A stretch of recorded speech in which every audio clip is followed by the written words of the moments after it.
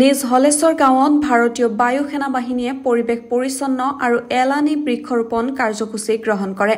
নিজ হলেশ্বৰ যুৱ কেন্দ্ৰৰ প্ৰাংগণত পৰিৱেশ পৰিষ্কাৰ কৰি কেইবাবিধ ফুল আৰু ঔষধিযুক্ত গছৰ পুলি ৰোপণ কৰে বায়ু সেনাৰ বাহিনীৰ জোৱানসকলে। ইয়াৰ পাছতে গাঁওখনৰ নিৰ্ময়মান স্মাখনত কেইবাটাও মূল্যৱান গছৰ পুলি ৰোপণ কৰে। উল্লেখ্য যে ভাৰতীয় বায়ু সেনা বাহিনীয়ে ইয়াৰ পূৰ্বতে গাঁওখনত বহুতো সমাজৰ কল্যাণমূলক কাৰ্যসূচী গ্ৰহণ কৰি নিজ হলেশ্বৰবাসীক সহায় কৰি আহিছে।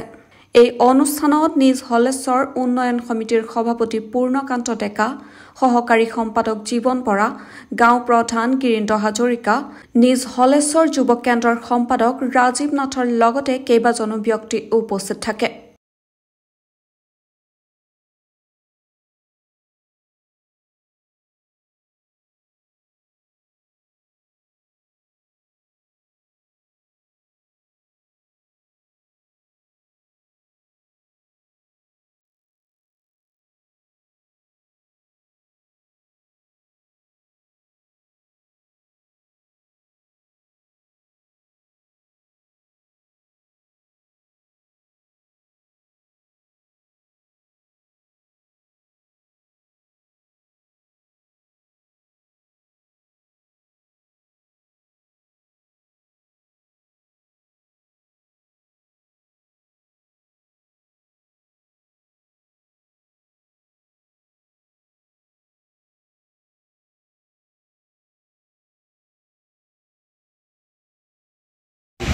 হলেশ্বৰ যুৱ কেন্দ্ৰৰ আণ্ডাৰ ইয়াত পুখুৰীত আমাৰ ইয়াৰ ফ'ৰ্জৰ তেজপুৰ 11 উইঙৰ ফালৰ পৰা আমাৰ ইয়াত এটা চাফ চিকুণৰ ব্যৱস্থা কৰিছে।